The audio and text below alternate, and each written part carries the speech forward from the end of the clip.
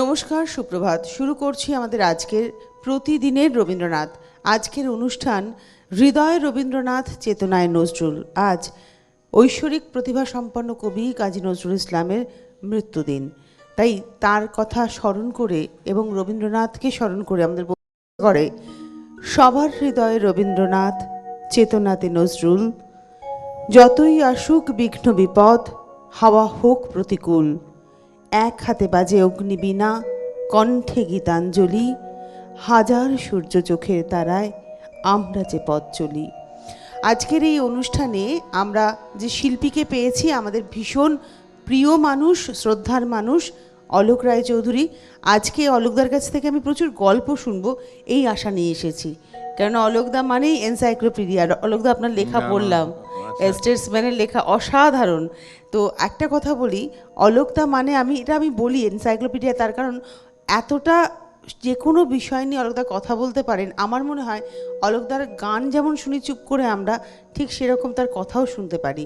অনেক অনেক স্বাগত দাদা, এবং সুপ্রভাত আপনাকে এই অনুষ্ঠানে। সুপ্রভাত। সুন্দর।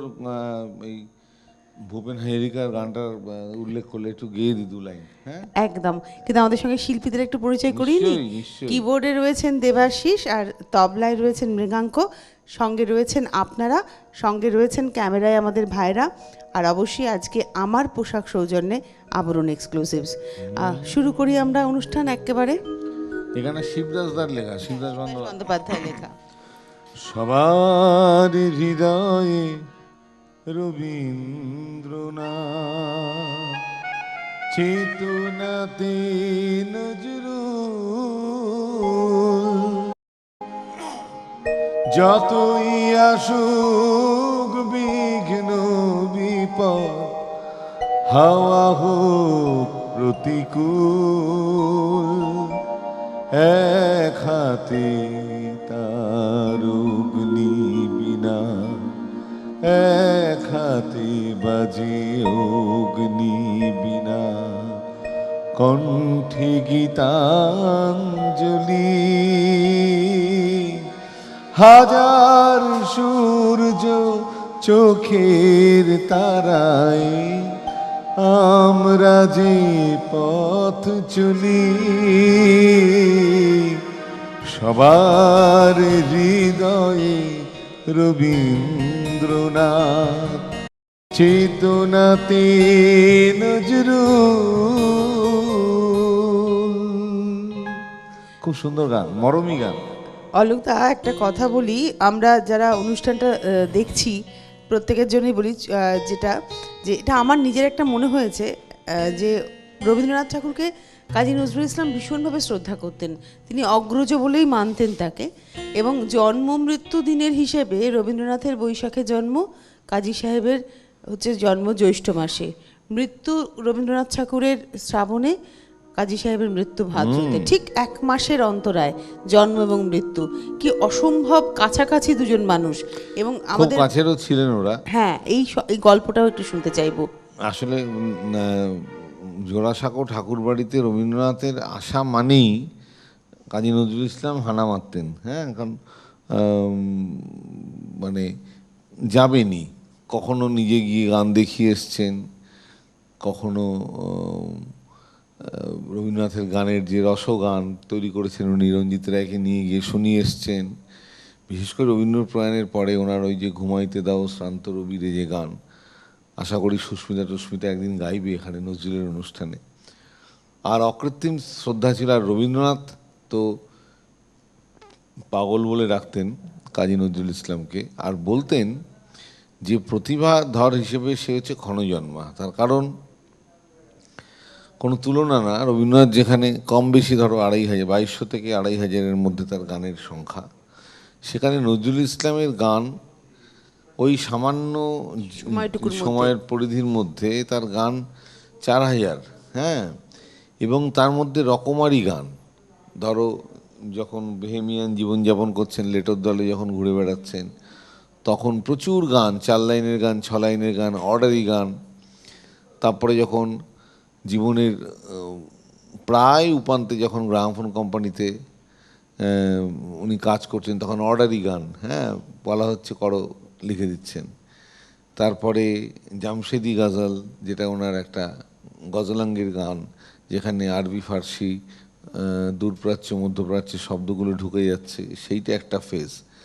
বিদ্রোহের কবি আমরা বলি, বিদ্রোহী কবি বলি, সেটা তো আছেই, যে দেশের মর্মন্তুদ অবস্থায় তার মানে কণ্ঠের তরবারি একদম মানে ঝলসে উঠেছে। আবার প্রেমের কবি, আমি যেমন প্রেফার নজরুল ইসলাম, হ্যাঁ, প্রেমের কবি হিসেবে। তার প্রেমের গান এবং প্রকৃতি বন্দনার গান এই অকল্পনীয়, এবং উদ্দীপক গান, এই যে এত ভ্যারিয়েশন, যার জন্য রবীন্দ্রনাথ কাজী নজরুল ইসলামকে অনুজ হলেও রবীন্দ্রনাথ সকলের প্রতি অসম্ভব স্নেহপ্রবণ ছিলেন, বিশেষ করে রজনীকান্ত সেন এবং নজরুল ইসলামের প্রতি। সত্যেন্দ্রনাথ দত্তকেও রবীন্দ্রনাথ খুব স্নেহ করতেন। না, এরকম স্নেহাস্পদ তো প্রচুর ছিলেন, কিন্তু তুমি চিন্তা করো, একজন কম্পোজার আরেকজন কম্পোজারকে স্নেহ করছেন। যখন প্রায় মৃত্যুশয্যায় আমাদের রজনীকান্ত সেন, তখন রবীন্দ্রনাথ তার কাছে চলে গেছেন। তার যখন নজরুল মানে অসম্ভব ভালো ভালো কাজ করছেন, রবীন্দ্রনাথ তার পাশে এসে দাঁড়িয়েছেন। রবীন্দ্রনাথ তার সাথে জেলে গিয়ে দেখাও করেছেন, তার বসন্ত নাটক উৎসর্গ করেছেন নজরুলকে, এবং মানে এই কাজগুলোই তিনি করেছেন। আর যে অকাজগুলোর কথা আমরা বলি, এগুলো করেননি তিনি, এগুলোই করেছেন একদম। তো আমরা আজকে যারা অনুষ্ঠানটা দেখছি, আজকে কিন্তু আমরা একটু মিলিয়ে মিশিয়ে থাকবো, যেহেতু প্রতিদিনের রবীন্দ্রনাথ আমাদের অভ্যেস মতো আমরা শুরু করি একদম সপ্তাহের প্রথম দিন সোমবার, সোম থেকে শুক্র আমাদের পথ চলা থাকে রবীন্দ্রনাথের অনুষ্ঠানে। কিন্তু আজকে যেহেতু কাজী নজরুল ইসলামের মৃত্যুদিন, আমরা এই দিনটাকে একেবারে মানে একে অপরের সঙ্গে মিলিয়ে নিতে চাই। ওই জন্য এই কঠিন দিনে অলোকদাকে ডাকা হয়েছে। সেই জন্যই তো অলোকদা, না, কঠিন দিনে যে অলোকদা সকাল থেকেই 7টা থেকেই মাথার কাজ আরম্ভ করে দাও, তাই না? অগ্নি বীণা বাজাও তুমি কেমন করে, আকাশ কাঁপে তারার আলোর গানের ঘোরে।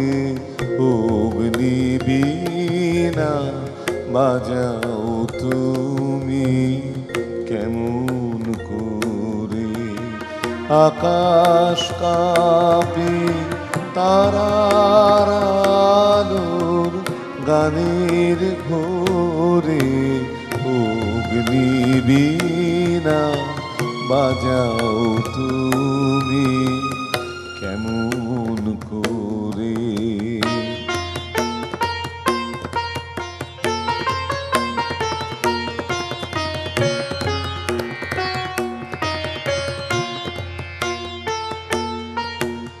তেমনি করে আপন হাতে ছুলে আমার বেদনাতে,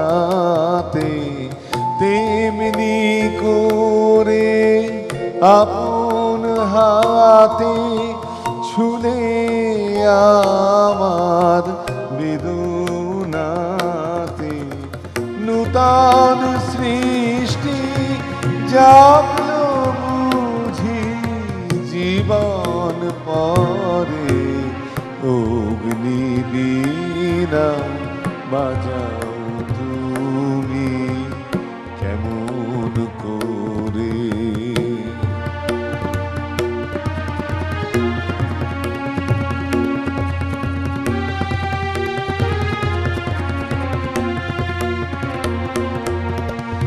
বাজে বলে বাজাও তুমি সেই গরবে, ওগো প্রভু আমার প্রাণে সকল সবে। বাজে বলে বাজাও তুমি সেই গরবে, ওগো প্রভু আমার প্রাণের সকল সবে। বিষম তোমার বন্ধি ঘাতে বারে বারে আমার রাতে বিষম তোমার বন্ধি ঘাতে বারে বারে আমার রাতে জ্বালিয়ে দিলে নূতন তারা ব্যথায় ভরে অগ্নিবীণা বাজাও তুমি কেমন করে আকাশ কাঁপে তারার আলোর গানের ঘোরে অগ্নিবীণা বাজাও তুমি কেমন করে। অলৌদ একটা জিনিস আমার মনে হয়েছে, কাজী নজরুল ইসলামের মধ্যে সেই স্বকীয়তা ছিল, তার একটা সহজাত প্রবৃত্তি, তো কারণ স্রষ্টা তিনিই হন যার মধ্যে সেই সহজাত প্রবৃত্তি থাকে। কাউকে অনুসরণ করে আমরা এগোতে পারি, কিন্তু অনুকরণ করে তো বেশি দিন এগোনো যায় না। নজরুলের গান তো অনুকরণের কোনো প্রশ্নই প্রশ্নই নেই। নেই, কারণ তিনি এখনো পর্যন্ত বাংলা গানে একটিই মানুষ যার গান যে শৈলী, যেটা রবীন্দ্রনাথ এবং একদম। নজরুল এবং ডিএল রায়, অতুল প্রসাদ, রজনীকান্ত বলতে পারো, যে পঞ্চকবির কথা বলা হয়, হ্যাঁ, এদের গানের তো কোনো রেপ্লিকা হয় না। না, যেটা হয় বা যেটা হচ্ছে সেটা হচ্ছে গানগুলো নষ্ট করা যায়। মানে ধরো পারলাম না আমি কিছু করতে, ও চলো অলোকদার বাড়ি থেকে বেরোনোর সময় অলোকদার চাবিটা নিয়ে চলে গেলাম আলমারির, সারাদিন সে খুঁজে খুঁজে মরছে। হ্যাঁ, এইটা হয়। মানে আমরা আসছি জিনিস আলোচনায়। জিনিস কিন্তু ঠিক আছে, আলমারিতে একদম। জিনিসপত্র সব ঠিক আছে, চাবিটা নিয়ে চলে গেলাম। হ্যাঁ, এইগুলো হয়। মানে গানের চাবিগুলো নষ্ট করে দেওয়ার চেষ্টা হচ্ছে, হারিয়ে দেওয়ার চেষ্টা হচ্ছে। আমাদের সঙ্গে একজন বন্ধু আছেন, সুপ্রভাত, কে রয়েছেন? নমস্কার, সুপ্রভাত। হ্যাঁ, হ্যাঁ, বলুন। আমি গুস্তিয়ার থেকে অনুপ সিংহ কথা বলছি। বলুন অনুপ বাবু। আমি একটু অলোক বাবুর সাথে কথা বলছি। 100 বার। ব্যাস, একদম বলুন। আমি একটু অলোক বাবুর সাথে কথা বলছি। এই যে আমি অলোক বাবু, বলুন। অলোক বাবু, হ্যাঁ, আমি অলোক বাবু। আপনি টিভিতে শুনবেন না। বহু বছর ধরে হ্যাঁ, আমি আপনার গুণগ্রাহী শ্রোতা। ওরে বাবা, বলুন, শুনতে পাচ্ছি। আপনি টিভিতে শুনবেন না। আপনার টিভিটা অফ করুন। সঙ্গীত টিভি, প্রসঙ্গে হ্যাঁ, আপনার যে সমস্ত অভিমত আমি পাই, তাতে আমি খুব সমৃদ্ধ হই। বাহ, কি সুন্দর কথা। আর এই কথা দুবার করে না শুনে একবার শুনুন। টিভিটা বন্ধ করে দিন। আপনার কাছে আমার একটা বিনীত অনুরোধ আছে। বলুন। বলুন, বলুন দাদা। সেটা হচ্ছে, হ্যাঁ। আমি বহুদিন আগে আমি পুরনো মানে রেকর্ডের গান শুনি ছোটবেলার থেকে। হ্যাঁ, বলুন। আমি জ্ঞানেন্দ্র প্রসাদ গোস্বামীর একটা নজরুল গীতির রেকর্ড আমার কাছে আছে। হ্যাঁ, তাতে একটা গান আছে, নিশীতে এসেছিল প্রিয় ভাসী। হ্যাঁ, হয়তো আমি ভুল বললাম। না, ঠিক বলেছেন, ঠিক বলেছেন। তা এই গানটি আমি বিভিন্ন অনুষ্ঠানে অনেক শিল্পীকে অনুরোধ করেছিলাম একটু শোনাতে, কেউ সভয়ে পিছিয়ে যান। না না, জানে না, তাই মানে সব হয় না। হ্যাঁ, এই গানটির সম্বন্ধে আপনি যদি দুটো কথা বলেন, এটা কি নজরুলের সুর নাকি কমল দাস গুপ্তের সুর? শুনুন, যদ্দূর আমার সঙ্গে থাকুন অনুপ বাবু, ভালো লাগলো আপনার সাথে কথা বলে, কিন্তু এবার থেকে ফোন করলে টেলিভিশনের ভলিউমটাকে বন্ধ করে কথা বললে আমাদের আরো ভালো নইলে লাগতো। কি হবে জানেন তো, মনে হবে যে অলোকবাবু মানে বহুরূপে সম্মুখে তোমায়, এরকম মনে হবে যে দুবার করে শোনা যাচ্ছে, অলোক অলোক অলোক অলোক, এরকম শোনা যাচ্ছে। তো আপনাকে আমি বলি, আমি অথরিটি নই। হ্যাঁ, আমি কিছু কিছু মতামত দিয়ে থাকি, যেটা আপনি বললেন যে আমার মতামত আপনার ভালো লাগে। নজরুলের বহু গান আনএক্সপ্লোরড হয়ে আছে এখনও, যে কে তার সুরকার। কমল দাশগুপ্ত নামটা বাজারে খুব চালু, যেহেতু উনি অনেক গান সুর করেছিলেন, উনি প্রমিনেন্ট ফিগার। কিন্তু নজরুলের গান আরও অনেক মানুষই করেছেন। হ্যাঁ, অনেক যারা সুর করেছেন, এবং সেগুলো কিছু কিছু চমৎকার সুর, যেমন ধীরেন মিত্রেরই করা আছে সুর, আরও অনেকের সুকুমার দারও আছে, নিতাই ভীষণ ঘটক, ভালো সুর। অনেক, মানে সে নাম প্রচুর হয়ে যাবে। সেটা বড় কথা নয়, বড় কথা হচ্ছে গানগুলো সঠিক আর্কাইভাল ভ্যালু দিয়ে সেগুলোকে মুক্ত করা। আমি এই গানটার ব্যাপারটা এই টেলিভিশনের মাধ্যমেই নজরুলগীতির গায়ক যারা আবার শনিবার টনিবার আসবেন এখানে ওই দুখুমিয়া অনুষ্ঠানে অংশ নিতে, তাদের প্রতি নিবেদন করছি, হতভাগার সময় আমরা জন্মগ্রহণ মানে আমরা রয়েছি এখন, মানে একদম হতভাগার সময়। আমরা যখন ইয়ং এজে ছিলাম তখন সুকুমার মিত্র ছিলেন, সিদ্ধেশ্বর মুখোপাধ্যায় ছিলেন, হ্যাঁ, পুরবিদি ছিলেন, সুপ্রভা সরকার ছিলেন, আঙুরবেলা ভাবা যায় না, সেসব স্মৃতি তো ভোলা যায় না। এদের বললে এরা ঠিক স্মৃতি থেকে গান গেয়ে দিতেন।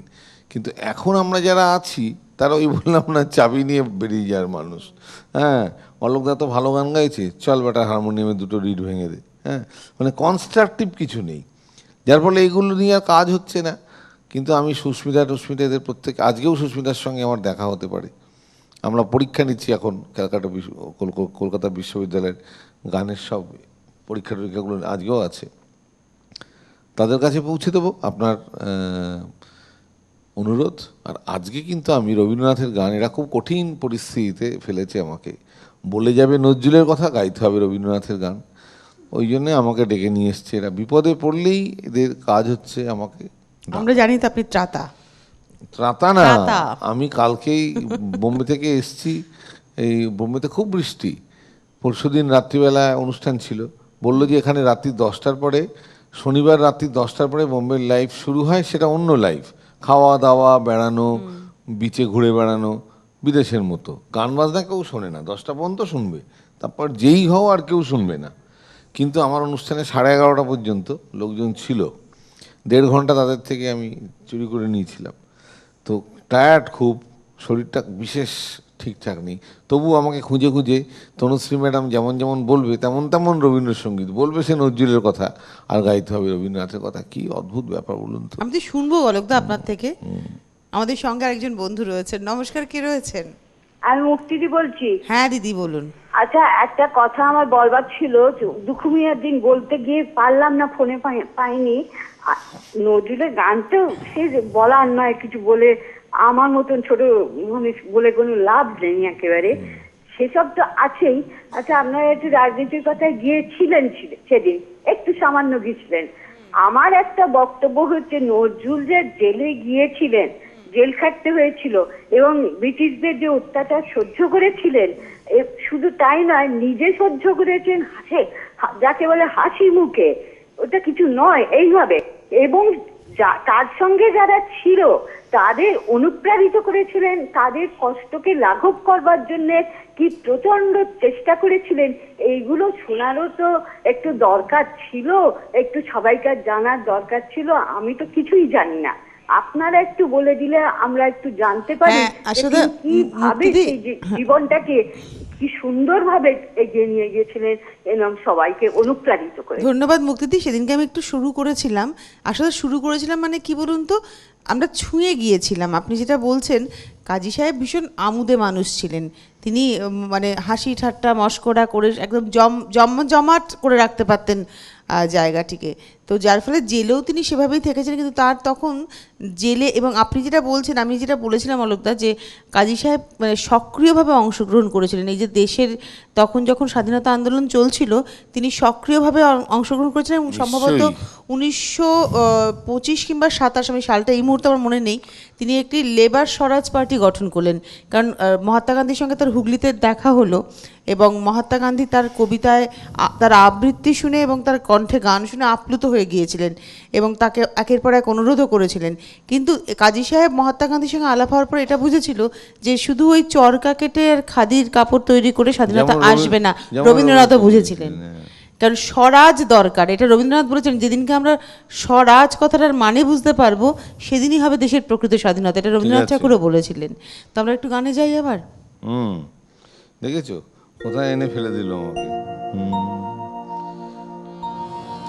মানে কোনো হিন্টস নেই যে কি যে যাচ্ছে, মানে আমাকে এখন কি করতে হবে, দৌড় মারতে হবে, মানে দৌড়বো না সাঁতার কাটবো, হ্যাঁ বোঝা যাচ্ছে না। হঠাৎ করে এটা খুলে বসে আছি, হঠাৎ ছড়াৎ চলে এলো, চলো দেখি। ঠিক ওই ভুবন মন মোহিনী, ওই ভুবন মন মোহিনী মা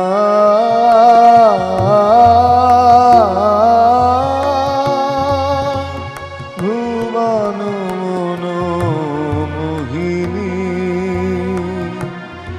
ওই নির্মল সূর্য কর জন ধরণী, জনক জননী জননী, ওই ভুবন মন মোহিনী।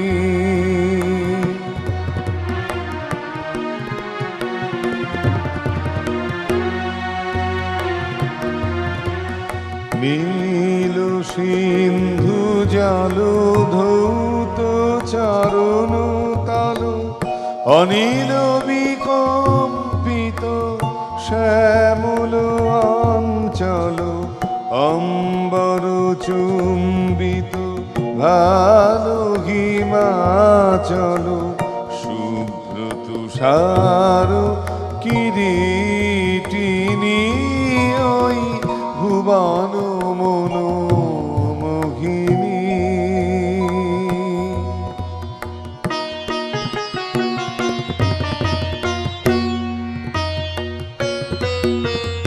প্রথম প্রভাত উদয় তব গগনে, প্রথম শ্যামরব তব তপবনে, প্রথম প্রচারিত তব বন ভবনে, জ্ঞান ধর্ম কত কাব্য কাহিনী, চিরকল্যাণময়ী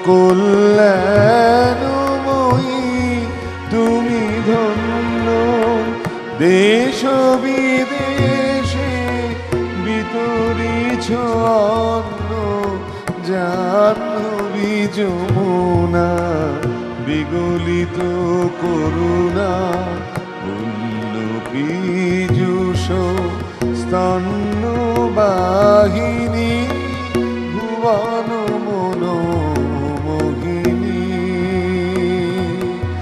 ওই ভুবন মন মোহিনী মা।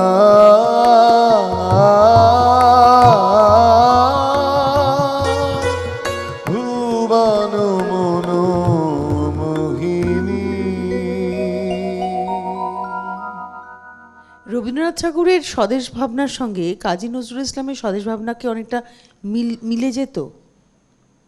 মিলে যেত মানে দুজনেই কিন্তু, রবীন্দ্রনাথ যেমন সক্রিয় রাজনীতিতে অংশগ্রহণ করেননি, হ্যাঁ, উনি কিছু কিছু বাইরের উদ্দীপনা এনেছেন, যেমন ধরো রাখি বন্ধন উৎসব করলেন 1905 বঙ্গবন্ধনের, হ্যাঁ ওই সময়। কিন্তু রবীন্দ্রনাথ একবার কংগ্রেসের সম্মেলনে সভাপতিত্ব করেছিলেন, যখন সবাই জেলে, সেই সময়টায় কংগ্রেসের হাল ধরেছিলেন। এবং উনি হাল ধরে কি করলেন, এ দেখো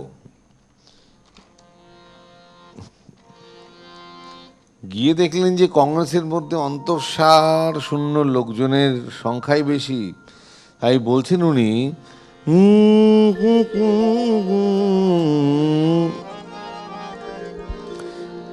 একটা পানশালায় উনি জলের গ্লাস ফেলে দিয়েছিলেন, হ্যাঁ, ছুঁড়ে।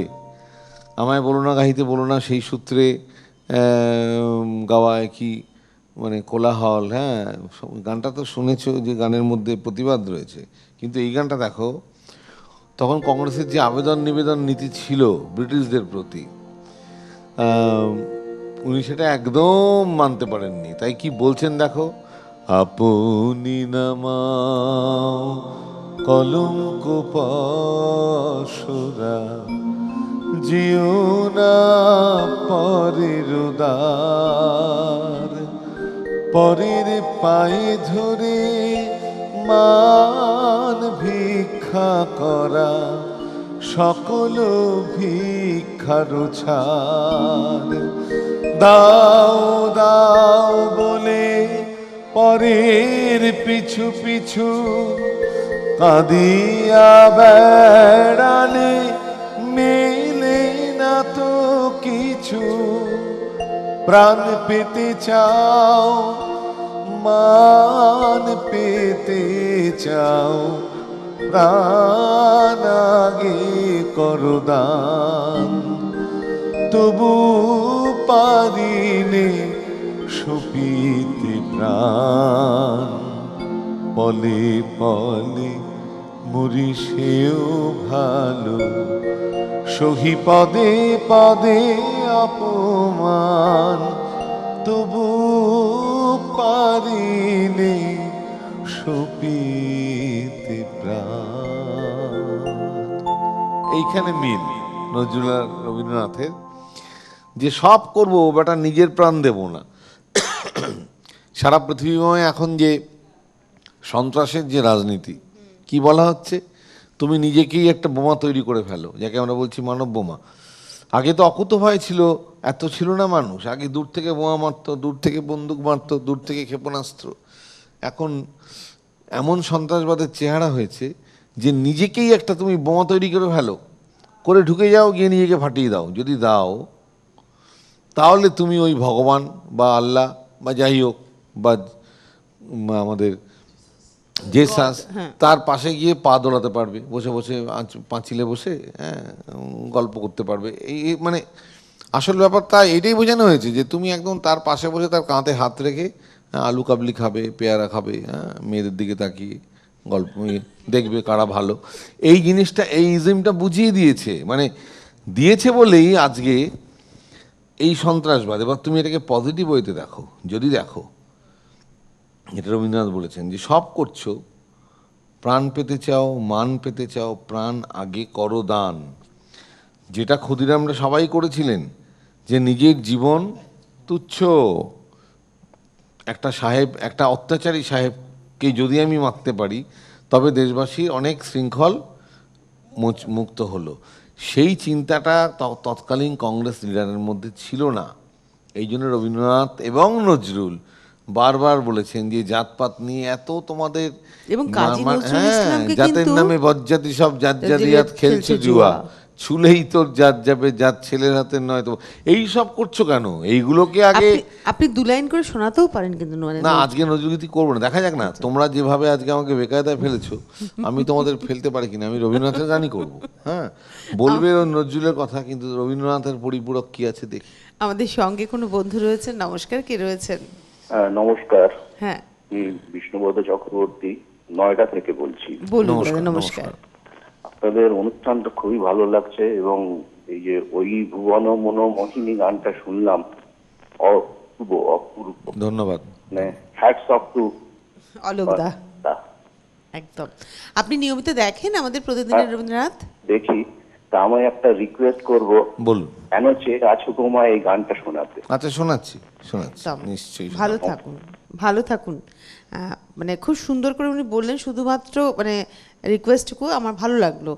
তো আমরা গানে যাব, তবে অলোকদা একটা কথা যেটা হ্যাঁ, বলো। বলছিলাম আপনার কাছ থেকে জানার আমার খুব ইচ্ছে, যে কাজী সাহেব যখন 1929 সালের ডিসেম্বর মাসে গিয়ে দেখা করে এলেন, সম্ভবত 1929, হ্যাঁ, দেখা করে এলেন জোড়াসাঁকো ঠাকুর বাড়িতে রবীন্দ্রনাথ ঠাকুরের সঙ্গে, তাদের মধ্যে কি কথোপকথন হয়েছিল যে যার জন্য ডিসেম্বরে কলেজ স্ট্রিট অঞ্চলের একটি চিলতে ঘর থেকে একটা লেখা বেরিয়ে এসেছিল যে মহাবিদ্রোহী রণক্লান্ত আমি সেই দিন হব শান্ত, যবে উৎপীড়িতের ক্রন্দন রোল আকাশ বাতাস ধনিবে না, অত্যাচারীর খর্গ কৃপান ভীম রণভূমে রণিবে না, বিদ্রোহী রণক্লান্ত আমি সেই দিন হব শান্ত। এই তো কাজী সব্যসাচীর গলায় এই এই এই একদম। যখন শুনি এখনো, বিশ্বাস করো তুমি, গায়ে কাটা দেয়। এই আবৃত্তি তো আর শুনিনি। না আছে পিছনে কোনো ছবি, হ্যাঁ, না আছে কোনো নৃত্যশিল্পীর নাচ, না আছে কোনো স্পন্সরশিপ, না কোনো প্যাঁ করে বাজনা বাজছে, কিচ্ছু না। আমরা কি দেখেছি, সানিদা সবাই বলতো, আমরা আর দা বলি কি করে, ওই একটা এলো থেলো আলু থালু বেশ, চুল এই পর্যন্ত, চোখ বোঝাই যাচ্ছে। ওই রেডিওর সব কাজ করতেন না তখন সব্যসাচী, বিবিধভারতীর সব কাজগুলো সারাদিন ধরে শ্রাবন্তীদির সঙ্গে ওই সব হচ্ছে, বৌলিনের সংসার করে একদম সেই ঘুমন্ত চোখে, হ্যাঁ, উনি এসে হাজির হলেন ফাংশানে এসে কাঁধের ঝোলাটা নোংরা একটা ঝোলা, হ্যাঁ মনে আছে, ওইটা এরকম করে নামিয়ে রেখে জল খাবো চা খাবো, তখন তার গলা ছেড়ে তুমি চিনতে পারবে না। সে হলো ফ্রেশ ট্রেশ হলেন, ওই ধুতি আর একটা সুন্দর শার্ট বা পাঞ্জাবি পরা খদ্দরের, উঠে গেলেন স্টেজে। 1 ঘন্টা লোকটা আবৃত্তি করছে, মনে হচ্ছে এর মধ্যে কাজী নজরুল ইসলামও বসবাস করছেন, সরস্বতীও বসবাস করছে। মানে আমরা এত ভাগ্যবান, চোখের সামনে দেখেছি। আর যখন সেই রেকর্ডগুলো এখনও বাজাই, তখন মনে হয় যে নজরুল তার মানে তার কর্মের, তার যে বাসনার যে ব্যাটন দিয়ে গেছিলেন কাজী সব্যসাচীর হাতে, এদের নিয়ে কিন্তু কোনো আলোচনা নেই। তুমি লক্ষ্য করে দেখো, আজকাল যদি বলে না রবীন্দ্রনাথ সঙ্গে নজরুলের কী হয়েছিল, হয়তো এখানকার কোনো গবেষক বলবেন যে পরকীয়া নিয়ে কোনো আলোচনা করেছে ওরা, যে কি করে বাড়ির মেয়েদের ফুসলে বের করতে হয়, সেই নিয়ে রবীন্দ্র এবং নজরুলের মধ্যে একটা নাতিদীর্ঘ আলোচনা হয়েছিল, পরকীয়া। কিন্তু বেরিয়ে যাবে যে পটলডাঙ্গা স্ট্রিট ধরে শরৎচন্দ্রের বাড়ির রকে বসে, মানে এই সমস্ত গল্প, কলেজের কাছেই তো পটলডাঙ্গা না, শরৎচন্দ্রের বাড়ির রকে বসে রবীন্দ্র নজরুল মিলে পরকীয়া নিয়ে একটা ফন্দি ফেঁদেছিলেন। কিন্তু আসল তো তা নয়, আসল হচ্ছে তুমি বলছো এই কবিতাটা বেরিয়ে এসেছিল তারপর থেকে। এরা এত সৃষ্টিশীল ছিলেন এবং এত ডিরেক্ট ছিলেন ইন দেয়ার অ্যাপ্রোচেস। মানে না, এই দেখুন এই কবিতাতে তিনি সরাসরি বলছেন যে, তিনি বলছেন না যে মোর এক হাতে বাঁকা বাঁশের বাঁশরি আর হাতে রণতুর্য, তিনি নিজেই বলেছেন। আবার রবীন্দ্রনাথ কিন্তু সেখানে অনেক সফটলি বলছেন যে হেমোর দুর্ভাগা দেশ যাদের করেছে অপমান, অপমানে হতে হবে তাহাদের সবার সমান।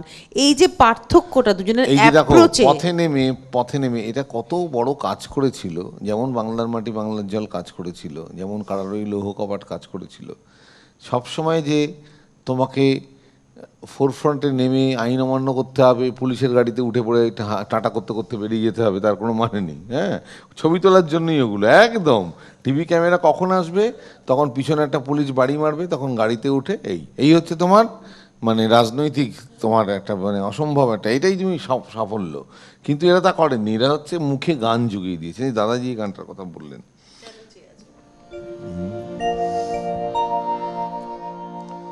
কেন চেয়ে আছো গো মা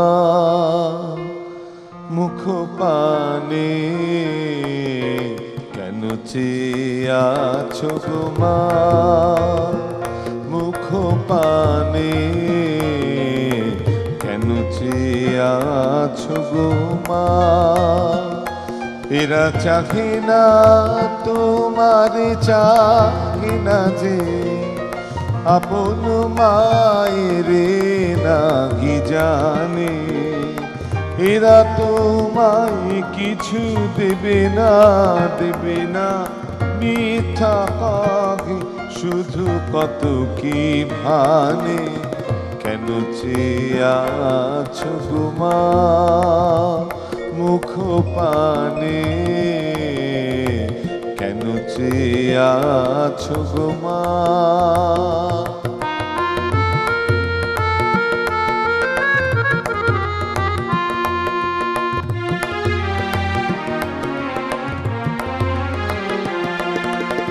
তুমি তো দিতেছ মা যাচ্ছে তোমারি, স্বর্ণ শস্যতাও জাহ্নবী বাড়ি, তুমি তো দিতেছ মা যায় আছে তোমারি, স্বর্ণ শস্যতাও জাহ্নবী বাড়ি, জ্ঞান ধর্ম কত পুণ্য কাহিনী, এরা কি দেবে তোরে কিছু না, কিছু না, মিথ্যা কবে শুধু হীন পরাণে, কেন চেয়ে আছো গো মা মুখ পানে,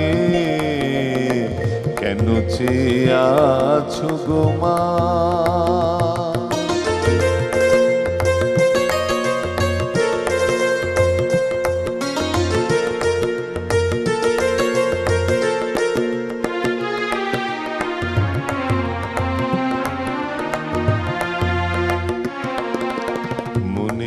বেদনা রাখো মা মনে, নয়ন বারিণী বারুণয়নে মনের বেদনা রাখো মা মনে নয়ন বারিণী বারুণয়নে মুখ লুকাও মাধুলি শয়নে ভুলে থাকো যত হীন সন্তানে শূন্য পানে চেয়ে প্রহর গনি গনি দেখো কাটে কিনা দীর্ঘ রজনী শূন্য পানে চেয়ে প্রহর গনি গনি দেখো কাটে কিনা দীর্ঘ রজনী দুঃখ জানাগে কি হবে জননী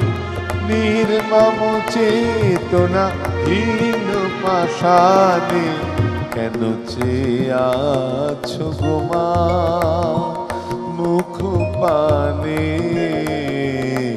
কেন চেয়ে আছো গো মা এরা চাহে না তোমার চাহে না যে আপন মায়েরে নাহি জানে এরা তোমায় কিছু দেবে না মিথ্যা কবে শুধু হীন পাঠানে কেন চেয়ে আছো গো মা মিথ্যা কবে শুধু কত কি ভানে কেন চেয়ে আছো গো মা কেন চেয়ে আছো গো মা।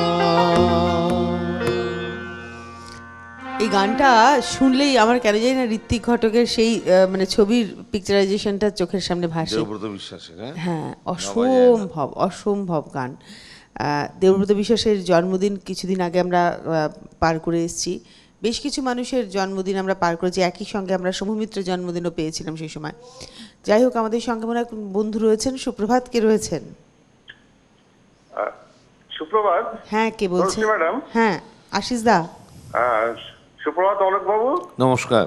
এবং আজকে যারা যন্ত্রশিল্পী রয়েছেন মীরাঙ্ক বাবু এবং দেবাশিস বাবুকে সুপ্রভাত জানিয়ে আজ থেকে দেখুন ঠিক 40 বছর আগে এই দিনটাতে নজরুল সাহেবের তিরোধান হয়েছিল ঢাকাতে, এবং খুব সুন্দর আলোচনা আপনারা করছেন। আমি শুধু দু একটা লাইন অন্য সামনে বলবো। দেখুন, 1976 খ্রিস্টাব্দের 29শে আগস্ট তারিখে তিনি মৃত্যুবরণ করেন। নজরুল তার একটি গানে লিখেছিলেন, মসজিদের কাছে আমায় কবর দিও ভাই, যেন গোড়ের থেকে মুয়াজ্জিনের আজান শুনতে পাই। কবির এই ইচ্ছার বিষয়টি বিবেচনা করে কবিকে ঢাকা বিশ্ববিদ্যালয় কেন্দ্রীয় মসজিদের পাশে সমাধিস্থ করার সিদ্ধান্ত কিন্তু নেওয়া হয়েছিল, এবং তার জানাজার নামাজে সেই সময়ে 10,000-এর মতো মানুষ অংশগ্রহণ করে।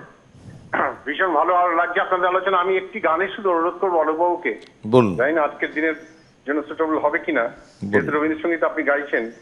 তোমার কথা কেহ তো বলে না, করে শুধু মিশে কোলাহল, সুধাসাগরের তীরেতে বসিয়া পান করে শুধু হালাহাল। একদম ভালো গানের কথা বলেছেন। এই গানটা আমরা শুনতাম আশিস দা, কারণ ইতিমধ্যেই অলোক দা এই গানের উল্লেখ করে চলে গেছেন। মানে এরা কোন সহজ দিনে তো আমায় ডাকবে না, যেমন ধরুন রবীন্দ্রনাথের জন্মদিনে ডাকবে আশিস দা, না, আপনি কি আছেন সঙ্গে আমাদের? দেবব্রত বিশ্বাসের জন্মদিনে ডাকবে না। আমরা কি ঠিক দিনে ঠিক লোককে তো চয়ন করেছি তো? অবশ্যই একদম। আমাদের দর্শকেরা অলোক দা আমাদের সঙ্গে রয়েছে। অলোকদাকেই নিতে হবে, অলোকদাদের মতো লোকদেরকেই নিতে হবে, একদম, কোনো উপায় নেই। যেই দেখবে আইএফএ শিল্ডে আগে যেমন হতো, কোনো বিদেশি দল এসছে, অমনি ব্যাটার দে, সামনে একটা ছোট দলকে দে, হ্যাঁ, বড় দলরা খেলবে না, খেলেই 3-4 গোল খেয়ে যাবে, অমনি সহজ দিনে ডাকবে না। আপনি হচ্ছেন রবীন্দ্রনাথের জন্মদিনে ডাকবে না, নজরুলের জন্মদিনে ডাকবে না, দেবব্রত বিশ্বাস, হেমন্ত মুখার্জি, তখন এদের সব স্পেশাল বাক্স আর্টিস্ট আছে। আর আমাকে ডাকবে এইসব বিপদের দিনে। দাদা যেটা বললেন সত্যি তো, সুধা সাগরের পানে তীরেতে বসে হলাহল পান করছি, একটু সুধার মুখে নিয়ে দেখছি না। অলোকদা, আমরা যেভাবে প্রোটেস্ট করছি, আমরা সেই প্রোটেস্টেই থাকবো। এই গানটা যে অলোকদা গাইছেন, সে একই কথা। এই মুহূর্তে শুধু বিষটুকুই আমাদের সামনে উঠে আসছে, অমৃত কিন্তু নেই, শুধু গরল আর গরল। তোমার কথা হেথা কেহ তো বলে না, করে শুধু মিছে কোলাহল। তোমার কথা হেথা কেহ তো বলে না, করে শুধু মিছে কোলাহল। সুধা সাগরে তীরেতে বসিয়া পান করে শুধু হলাহল। তোমার কথা হেথা কেহ তো বলে না, করে শুধু মিছে কোলাহল।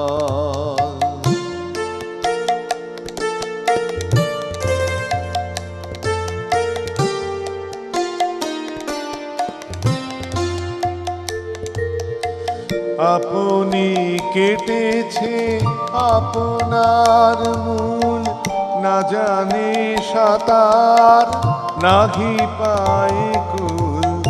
আপনি কেটেছে আপনার মূল, না জানে সাঁতার নাহি পায় কুল। স্রোতে যায় ভেসে ডুবে বুঝি শেষে, স্রোতে যায় ভেসে ডুবে বুঝি শেষে। করে দিবানিশি টলমল। সুধা সাগরের তীরেতে বসিয়া পান করে শুধু হলাহল। তোমার কথা গেথা কেহ তো বলে না, করে শুধু মিছে কোলাহল।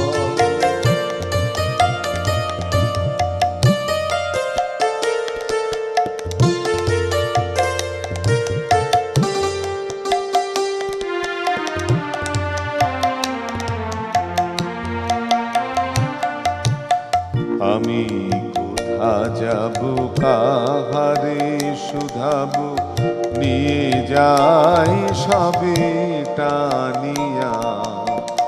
একলা আমারে ফেলে যাবে শেষে অকুল পাথারে আনিয়া। আমি কোথা যাব কাহারে শুধাবো, নিয়ে যায় সবে টানিয়া। একলা আমারে ফেলে যাবে শেষে অকুল পাথারে আনিয়া। সুহৃদের তরে চাই চারিধারে, আখি করিতেছে ছল ছল। সুহৃদের তারে চাই চারিধারে, আখি করিতেছে ছল ছল। আপনার ভারে মরি যে আপনি, কাঁদিছে হৃদয় হীনবল। সুধা সাগরের তীরেতে বসিয়া পান করে শুধু হলাহল। তোমার কথা কেথা কেহ তো বলে না, করে শুধু মিছে কোলাহল। খুব ভালো অনুরোধ, ভালো এবং লাগলো। এই গানটা না ভীষণ প্রাসঙ্গিক আমার শুনতে শুনতে মনে হচ্ছিল। এই মুহূর্তে রবীন্দ্রনাথ ঠাকুরকে নিয়ে যেভাবে কথাবার্তা চলছে, তাতে আমাদের মনে হয় এটা আমাদের আর্জি কবির কথাতেই আপনাদের কাছে, যে মিছে কোলাহল করে কোনো লাভ নেই। মানুষটার যা দিয়ে গেছেন আমাদেরকে, মানুষরূপী ঈশ্বর তো দার্শনিক, তিনি আমাদের যে তার দর্শন চিন্তার এইটুকু কণা যদি আমরা বুঝতে পারি, আমাদের দেশ এবং দশের উন্নতি হবে। সঠিক কথা সঠিক সময় সঠিক জায়গায় বলতে পারাটাই কিন্তু কৃতিত্ব। ভুল কথা তো আমরা সবাই বলতে পারি। আমার মনে হয় এই মুহূর্তে যারা সমালোচনা করছেন, কারণ তারা তো আর আলোচক নন, তারা সমালোচক, তাই যারা সমালোচনা করছেন যদি একটু রাগ সমঝে যান, আগামী দিনের আগামী প্রজন্মই তো আপনাদের কাছে প্রশ্ন করবে, তখন তার উত্তরটা দিতে পারবেন তো? এটা আমাদের প্রশ্ন।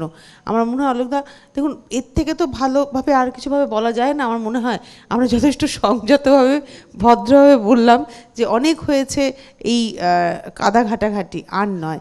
একটা প্রত্যেকটা মানুষের, অলোকদা আমার মনে হয় প্রত্যেকটা মানুষের একটা ব্যক্তিগত জীবন ছিল। কাজী নজরুল ইসলামের একটু প্রেমে পর্যায়ে যাব, কেননা কাজী নজরুল ইসলাম জীবনে যখন কুমিল্লায় গেলেন 1921 সালে, তিনি কিন্তু গেলেন একজনের হাত ধরে। যে মানুষটা তাকে নিয়ে গিয়েছিলেন সেই মানুষটি কিন্তু তাকে ব্যবসায়িক কাজে ব্যবহার করবেন বলে নিয়ে গেছিলেন। কাজী সাহেব তখন বুঝতে পারেননি। তিনি নিয়ে গিয়ে তার ভাগ্নির সঙ্গে কাজী সাহেবকে পরিচয় করিয়ে দিলেন, তার ভাগ্নির সঙ্গে যাতে কাজী সাহেবের বিয়ে হয় এবং তিনি তাকে ঘর জামাই করে রাখতে পারেন, এবং কাজী সাহেবের সমস্ত লেখাকে নিয়ে তিনি ব্যবসা করতে পারেন। তার একটা পাবলিশার্স তিনি ছিলেন সম্ভবত ঢাকা অঞ্চলের, কুমিল্লা অঞ্চলের। তো কাজী সাহেব যখন বুঝলেন যে, যখন তিনি ফিল করলেন যে আমি তো বন্দি হয়ে যাব, এবং তখন তিনি সেখান থেকে ঘুরে এলেন। সম্ভবত তার নাম ছিল নার্গিস, তাই তো? কাজী সাহেব নাম দিয়েছিলেন নার্গিস, তার একটা অন্য নাম ছিল। পরবর্তী পর্যায়ে প্রমীলা দেবীর সঙ্গে তার বিয়ে হয়, ইন্দ্রকুমার সেনগুপ্তর ভাইঝি প্রমীলা দেবীর সঙ্গে তার বিয়ে হয়। প্রমীলা দেবীর মা গিরিবালা দেবীর উৎসাহে বিয়েটি হয়। তৎকালীন যুগে কিন্তু কাজী সাহেবকেও কম দুর্ভোগ পোহাতে হয়নি। মানে স্ত্রীকে বিয়ে করার পদ্ধতি থেকে শুরু করে, হিন্দু মেয়েকে বিয়ে করছে একজন মুসলিম ছেলে, তখন তৎকালীন ব্রাহ্ম সমাজও রেড়ে করে উঠেছিল তার উপরে। এটা একটু এর উপরে কোনো গান গাইতে বলছো আমাকে? প্রেম পর্যায়ে না, আমি যেটা বলছি অলোকদা, এই ঘটনাটাকে একটু আরেকটু জানবো আপনার কাছ থেকে। না, সে তো ওই তো বললাম যে কোনো ধর্মের বাঁধনে কাজী নজরুল ইসলামকে তো বাঁধা যাবে না। তিনি যে ধর্মের যেটুকু সার, যেটুকু, যেমন মৃত্যুকালীন তার ইচ্ছে ছিল, দাদা যেটা বললেন যে কোথায় তাকে সমাধিস্থ করা হবে বা কীভাবে, সেটা তো যেমন ইচ্ছে, তেমনি ওই জাতের নামে বজ্জাতিও তিনি সহ্য করতে পারেননি। হ্যাঁ, তিনি প্রেমের নামে তঞ্চকতাও সহ্য করতে পারেননি। সেইভাবে একটা প্রেম পর্যায়ের গান শোনাই, কিন্তু তোমরা আমাকে অতর্কিতে ঠেলে দিও না খাদের সামনে এসে যে একটা বিষয় দিয়ে এই আরো দেয় বা এটা করুন। আচ্ছা, আমরা টেলিফোন ফোন আছে। হ্যাঁ, নমস্কার, সুপ্রভাত, কে রয়েছেন? নমস্কার, সুপ্রভাত তনুশ্রী ম্যাডাম। হ্যাঁ, আমি দমদম থেকে অমিতাভ রায় বলছিলেন। বলুন। অমুদা বলুন। Good morning Alok da. Good morning. কেমন আছেন দাদা? একদম, ঘুমটা কম হচ্ছে কদিন ধরেই। ঘুমটা তো কম হবেই, রোজ ভোরে ভাবে যাতায়াত করলে এত দূরে দূরে কি করে হবে? রোজ ভোরে ওঠা। হ্যাঁ, সিটি অলোক দা, আপনাকে পেয়েছি, অনেক ভালো ভালো গান শুনতে যাই। হ্যাঁ, আর আপনি আমাদের গানে গানে ভরিয়ে দিন অ্যাজ ইউজুয়াল। মানে যেটা হয়, হ্যাঁ ধন্যবাদ। এই গুড মর্নিং শোর একটা দারুণ ব্যাপার আছে। মানে আগের গান যে ভালোগুলো গাইলাম সেগুলোর কোনো মর্যাদা, মানে মূল্য নেই। তার কারণ যেই যখন ঘুম থেকে উঠছেন তিনি তখন বলছেন কিছু ভালো গান শোনান তো। মানে এই ব্যাটা যে 7টা থেকে বসে গাইছে, কেউ ধরুন 7:20 উঠেছে, কেউ 7:35, কেউ 8:05, তখন থেকেই তার কাছে অনুষ্ঠানটা শুরু হয়ে যাচ্ছে। তো ঠিক আছে অমুদা, এবার দেখুন আপনার ভালো লাগে কিনা। এটা খুব শিল্পীদের বন্ধু অমিতাভ রায়, একদম বন্ধু।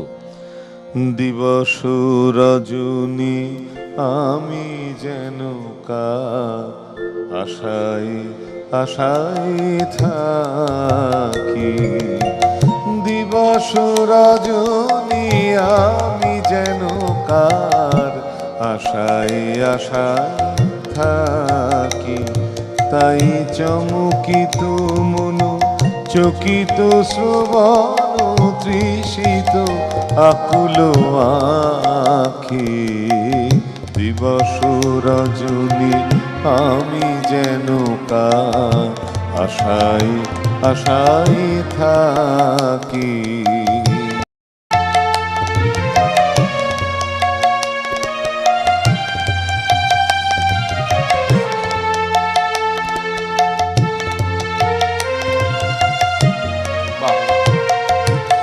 চঞ্চল হয়ে ঘুরে বেড়াই সদা মনে হয় যদি দেখা পাই, চঞ্চল হয়ে ঘুরে বেড়াই সদা মনে হয় যদি দেখা পাই, কে আসিছে বলে চমকিয়ে যায়, কাননে ডাকিলে পাখি। দিবস রজনী আমি যেন কার আশায় আশায় থাকি।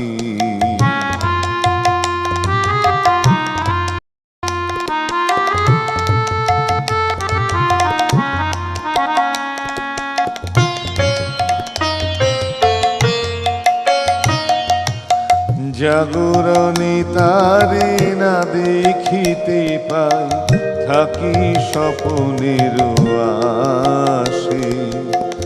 ঘুমের আড়ালে যদি ধরা দেয়, বাঁধিব স্বপ্ন পাশে।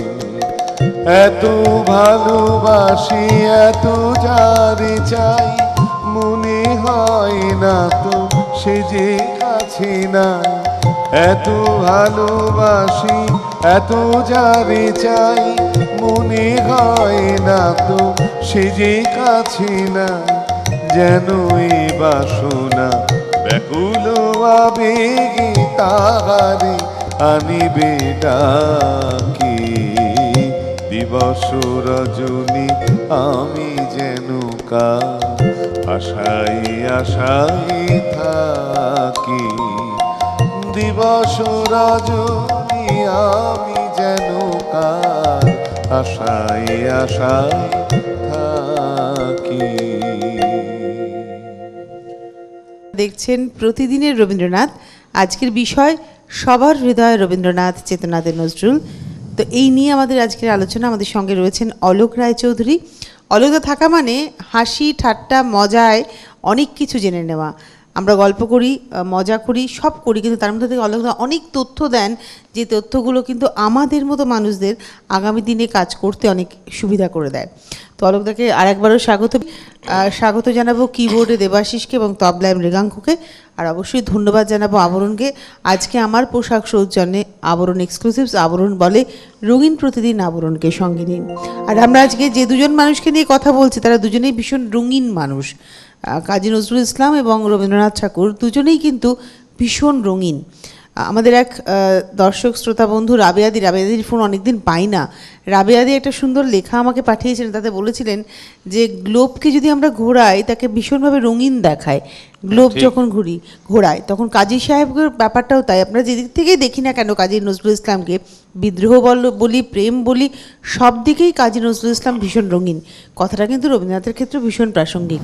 মানে এতটাই নানান বর্ণে নানান ছন্দে তারা নিজেদেরকে তৈরি করে গেছেন, আমরা আমাদের কাজ করার ক্ষেত্রে তাদের প্রত্যেকটা মুহূর্তকে অবলম্বন করে এগোতে পারি। তো আমরা চলে যাই আবার বিরতির পরে গান দিয়ে। চেনা তো যায় না সবাইকে, মানে আধেক ধরা পড়েছি গো, আধেক আছে বাকি। আমি বলি সেই রবীন্দ্রনাথের বিখ্যাত গান, এটা সব মহাপুরুষ সম্পর্কেই খাটে, যে আমাকে পুরোটা চেনার আগেই কমেন্ট করে ফেললে, তাই না? চিনিলে না আমারে কি, চিনিলে না, চিনিলে না আমারে কি, চিনিলে না।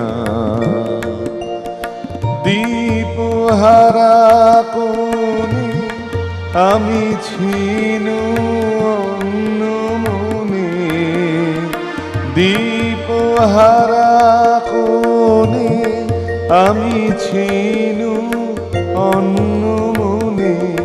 ফিরে গেলে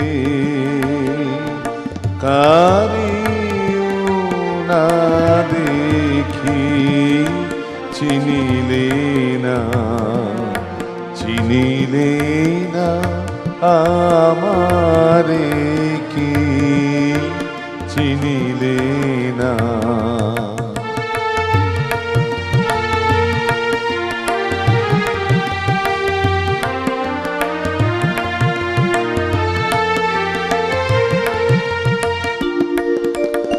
দ্বারে সে গেলে ভুলে পরশানে দ্বার যেত খুলে মোর ভাগ্য তরি এটুকু বাধাই গেল ঠেকি চিনিলে না চিনিলে না আমারে কি চিনিলে না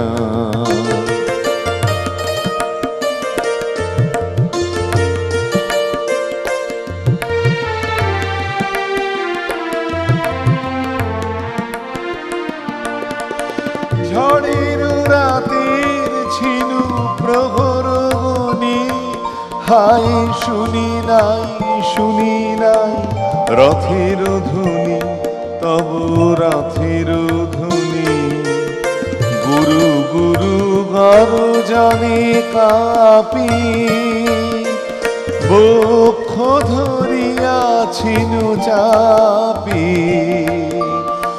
আকাশে বিদ্যুৎ বন্ধি অভিশাপ গেল লেখি চিনিলে না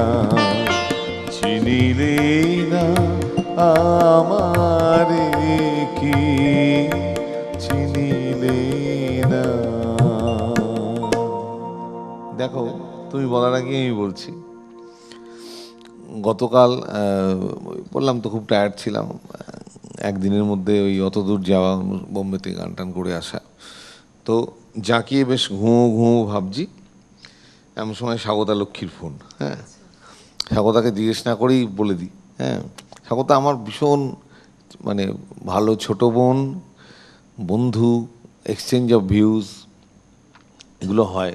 আর স্বাগতা অসম্ভব মুডি, জানো তো সেটা, কিন্তু আমার সঙ্গে ওর এমন একটা সম্পর্ক, ও রাত্রিবেলা ফোন করে অনেকক্ষণ কথা বললো আমার সঙ্গে, তাই পুরনো মূল্যবোধ নিয়ে কথা হচ্ছিল। বললো, অলোকদা 75টা কিন্তু বেরোলো, আরও 75টা কিন্তু হয়ে গেছে, হ্যাঁ আরও 75টা হয়ে গেছে, তোমাদেরও কিন্তু কিছু গাইতে ফাইতে হবে। বললাম, এগিয়ে যাও, আমার তো ভালো লাগছে তোমার, কিন্তু যারা শুধু কিনে শোকেসে সাজিয়ে রাখছে সেসব লোকদের পছন্দ করি না, শুনলে তবে। আপনি বলেও ছিলেন সেদিনকে, শুনে ভালো লাগছে, হ্যাঁ না আপনি বলেছিলেন যে আমি এখনো শুনিনি, তাই ওই এখন গান- শুনছি আপনি বলেছেন, লিখতে হচ্ছে তো। হ্যাঁ আপনি বলেছিলেন না এখন আমি শুনিনি, কিন্তু আমার যতদূর মনে হয় যখন ও মানে আপনি স্বাগতাদির কথা বললেন যে ও যখন করেছে নিশ্চয়ই কাজটা ভালোই হবে, হ্যাঁ, তো অন্তত এখন তেমন তো স্বাগতার হবে সঙ্গে না। আমার ওই বললাম না ভীষণ ফর্মাল সম্পর্ক, যখন ও আমার ধরো 3টে পার্ট শোনা হয়েছে, 6টা পার্ট, 3টে পার্ট হ্যাঁ শুনেছি। শোনার সময় চাই তো। আমার আর আমি ওই গানগুলো শুনবো, একটু ভালো করে শুনবো, ওই জন্য বাড়িতে গিয়ে শুনছি। যে প্রসঙ্গে আসছি বলি, ও যখন ধরো রবীন্দ্রনাথের গানের একদম উত্তুঙ্গ শিখরে, এখন তো নিজেকে অনেকটা সরিয়ে আনছে, তাই না, মানে সব জায়গায় যায় না, she is very much choosy, যখন দেবাশিসরা বাজাতো ওর সঙ্গে, তখন স্বাগতাকে ধরাছোঁয়ার বাইরের শিল্পী ছিল। আমি একটা সাধারণ গানের স্কুলে গান শেখাতাম, তো তারা একদিন আমাকে বলল যে, অলোকদা একটা শ্যামা না সাপমোচন কি একটা যেন মনে, হ্যাঁ বোধহয় সাপমোচনই হবে, না চিত্রাঙ্গদা মনে নেই, একটা ড্যান্স ড্রামা করতে চাই, স্বাগতা লক্ষ্মী দিয়ে গাওয়াতে চাই। বললাম, পাবেন না, কারণ আপনার তো খুব কাছে, বলে কাছের সবই জানি, কিন্তু এখনও বহু লোকের কাছের, কারণ যারা ওকে অনুষ্ঠানে নিয়ে যায়, যাদের সঙ্গে ওঠা বসা করে, আমার সঙ্গে অত যোগাযোগ নেই, এবং খুব চুজিও, জানিও সেটা, কিন্তু এমন একটা আন্তর সম্পর্ক, ওই যেটা তুমি বলছিলে না শিল্পীদের, রবীন্দ্র নজরুলের সম্পর্কের সঙ্গে তুলনা করছি না, কিন্তু আন্তরিক সম্পর্ক না থাকলে সব কিছু হয় না। কালকে ঘটনাটা বলছি আমি তোমাকে। তো তারপরে আমি স্বাগতাকে একটা ক্যাজুয়ালি ফোন করলাম যে, শোনো একটা, ওর তো ফোন নাম্বারটা মনে রাখা খুব সুবিধে, সেটা আর বলছি না, ফোন করলাম ওর সঙ্গে, বলে হ্যাঁ তুমি বলেছো ঠিক আছে, সকালবেলায় তো অনুষ্ঠান, রোববার সকালে কোনো অসুবিধা নেই। বললাম, স্বাগতা অন্যান্য কথা বলে, অন্যান্য কথা তোমার সঙ্গে কিছু নেই, চলো। সে শ্রাবণীর ক্ষেত্রেও তাই হয়, এই যে আন্তরিক সম্পর্ক, বলে দূর কবে বলো কোথায় যেতে হবে, রূপু যেটা করতে থাকে মাস্টারমশাইগিরি, আর স্বাগত এমনি হ্যাঁ চলো, ওমা গান গাইলাম হলো, সেরকম কোনো আর্থিক লেনদেনও হলো না, করলো। কালকে যখন আমি ওকে বলছি যে দেখো, আমি গড়িয়াহাট এই রাসবিহারী মেলোডিতে গানের ক্লাসে ঢোকার মুখে একটা জিনিস কিনতে গেছিলাম, কিনতে গিয়ে দেখলাম তোমারটা খুব সুন্দর সাজানো রয়েছে, 75টা গানের যেটা বের করেছো, খুব ভালো লাগছিল দেখে, তা আমি দোকানদারকে জিজ্ঞেস করলাম যে এগুলো কি এরকম সাজানোই আছে না বিক্রি হচ্ছে? তা সে বললো না, বলকদা খুব ভালো মুভমেন্ট, খুব ভালো, দ্যাটস গুড। বলো জানো তো স্বাগত, আমি ক্যাজুয়ালি বলেছি, আমার ছোটোবেলার একটা মানে খুব মানে একটা মানে সে খুব কোমল জায়গা, হৃদয়ের কোমল জায়গা, সেইটা একটা ছেলের জন্মদিনে আমি উপহার দেওয়ার জন্য খুঁজতে গেছিলাম। সেটা হচ্ছে হাটারি সিনেমা। হ্যাঁ, হাটারি আমরা ছোটোবেলা দেখেছি। হাটারি কি অসাধারণ বই ছিল, জন্তু জানোয়ার নিয়ে তো ভাবা যায় না। ও মা, আমি যখন বলছি কথাটা স্বাগতাকে, স্বাগতা হ্যাটারির যে থিম সংটা সেটা গাইছে কিন্তু উল্টো দিকে বসে। হ্যাঁ, এবং একদম পারফেক্ট, মানে পারফেক্ট ওই যে ভোকাল ডিফারেন্ট হু হু হু করে গেয়ে যাচ্ছে কিন্তু উল্টো দিকে।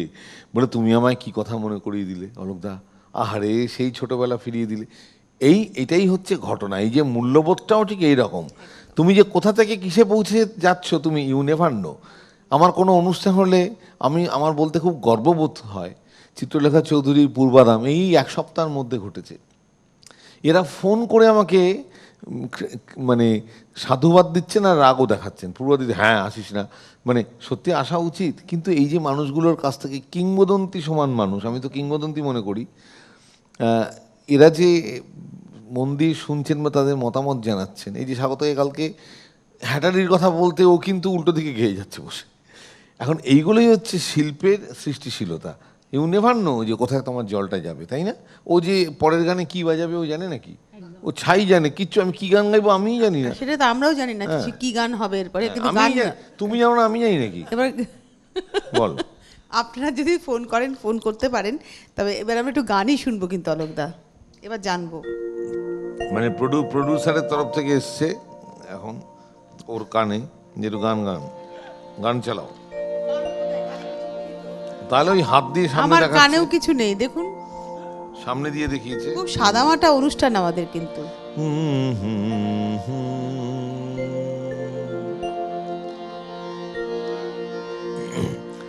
তুমি মোর পাওনাই পাওনাই পরিচয়,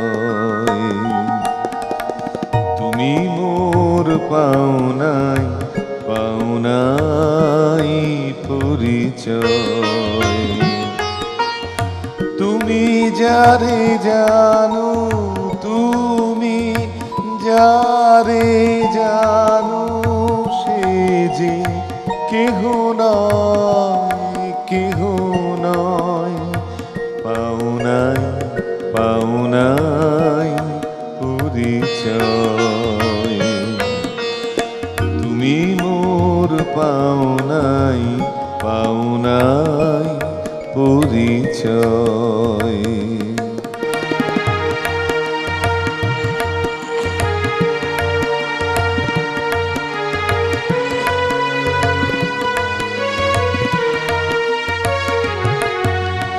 মালা দাও তারি গলে, শুকাই তা পলে পলে, মালা দাও তারি গলে, শুকাই তা পলে পলে, আলো তার ভয় ভয় রয়, বায়ু পরশন নাহি সয়, পাওনাই পাওনাই পরিচয়,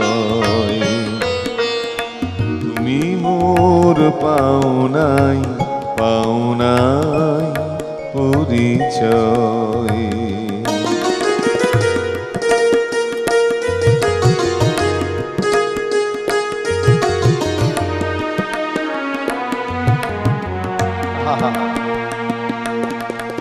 এসো এসো দুঃখ জালো শিখা, দাও ভালে অগ্নিময়ী টিকা, এসো এসো দুঃখ জালো শিখা, দাও ভালে অগ্নিময়ী টিকা, মরণ আসুক চুপে,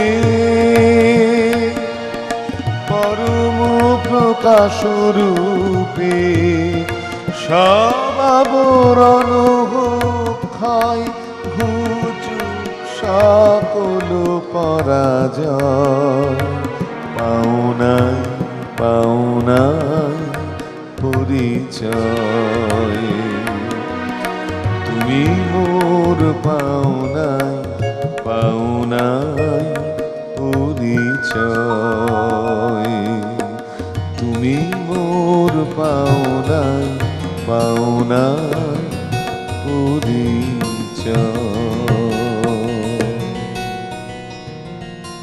চিরকালীন প্রেমের আবদার, প্রেমের আবেদন বলা যেতে পারে, সবসময় এইটাই আমাদের মনে হয়। আর একটা কথা একটু বলি, যে একটু আগে আপনি স্বাগতাদির সঙ্গে আপনার কথোপকথনের কথা বলছিলেন, এই সখ্যতাটা না থাকার দরকার আছে।